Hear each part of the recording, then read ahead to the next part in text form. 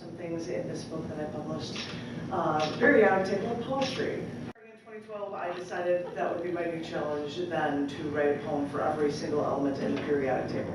And they cover a variety of different things, and so I thought I would pick up 3 for you here. And when I first did these, I did these all, and the first time I'd ever performed them would be in a feature in Chicago. And so these were all in features, but I don't know, I've never read them since.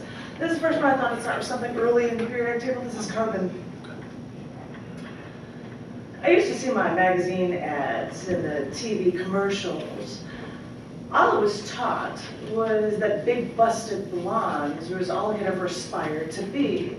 So I would dye my hair, so I would act like a dumb blonde. I would still beat them at the mind games, but men don't like the truth shoved in their faces because they refuse to believe anything that doesn't stroke their egos. So yeah, I was a carbon copy of what the media shoved down America's throats. And yeah, as time wore on, that dark-haired woman started to gain more popularity back. They still had to be anorexically thin, and they still had to battle the notion that all men were still adoring the dumb blonde. And yeah, as the years went on, I didn't have to dye my hair, but I still had to be thin. I still had to be a carbon copy of that dark-haired, gaunt, soulless faces that I would see plastered on billboards, papers, and screens. I passed the magazine stands, see carbon copies of the models on multiple magazine stands. I passed the media store with rows and stacks of repeated TV screens showing carbon copies to the world of what we are supposed to be. I don't know, and I don't want to be a carbon copy of anything. I want my own thoughts, my own ideas, and I want to spill them out for the entire world to read and hear. But, carbon copy or not, I end up resigned knowing that despite our differences, we are all carbon-based life forms. I mean, when scientists look for life on other planets, they are always only looking for water first. And well, sure, hydrogen, oxygen, life as we know it needs it, I get it. But carbon-based life forms are all we know. I mean, whether or not they have arms or legs or gills or a mouth or a brain, they all have carbon in common. So when I see the atrocities mankind causes, when I see Adolf Hitler, the vegetarian artist wannabe, when I see Adolf Hitler collect his cult followers to systematically slaughter millions, when I see the stacks of the skin and bone and emaciation, stacks of bodies in ditches or in rooms stacked in a pyramid to the small hole for air at the ceiling from their final showers, when I see the Pope visit Cuba and wear a sombrero, when I see chickens crammed into little rows of cages they cannot move in for their eggs, for their flesh, when I see the rows of prepackaged, barely recognizable cow flesh wrapped in cellophane, row after row in the grocery store, then this is when I have to remember that despite everything, and as much as I hate to admit it, we're not all that different. I mean, if nothing else, we're all at least carbon-based life forms. Thank you.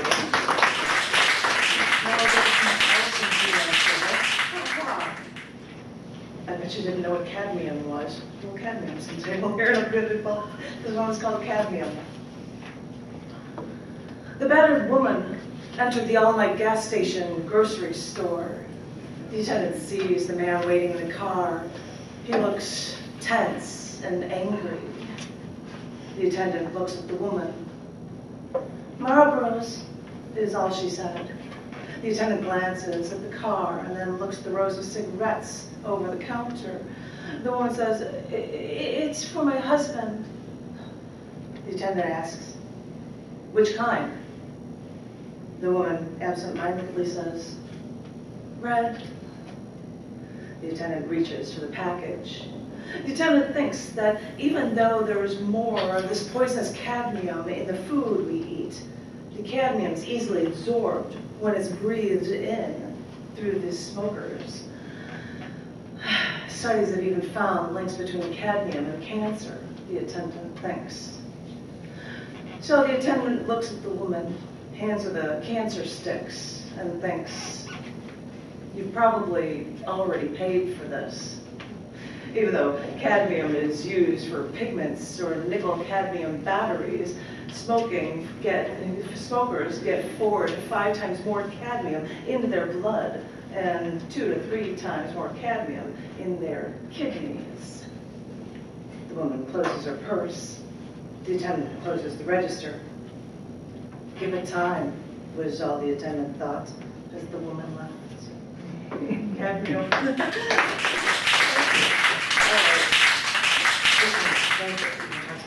Because of all this sad stuff, but it might be happier stuff, and this might be something that you might recognize. This element is gold. Golden lights displaying your name. When I saw you, I was so attracted to you. Your golden hair reflected the sunlight the day we met, and ever since our first encounter, I desperately needed you with me. You bought me gold jewelry, and to this day I wear your gold chain around my neck, your gold ring around my finger.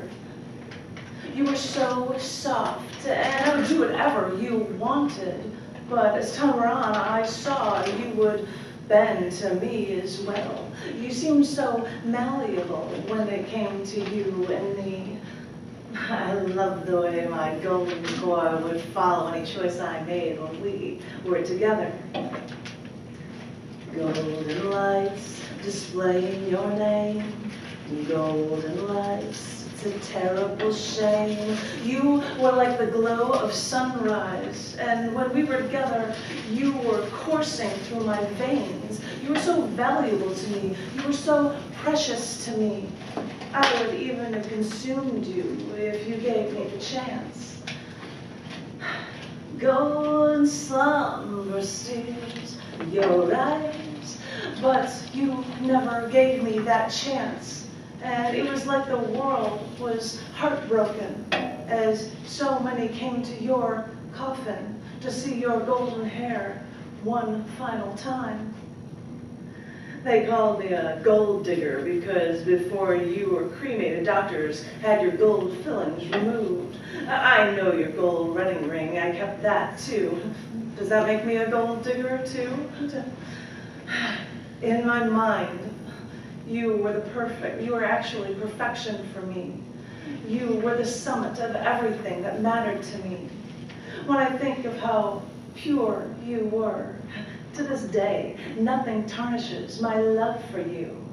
That is why, on some early mornings, I step outside to feel the glow of the morning sunrise, to remind me of our never-ending love. Gold.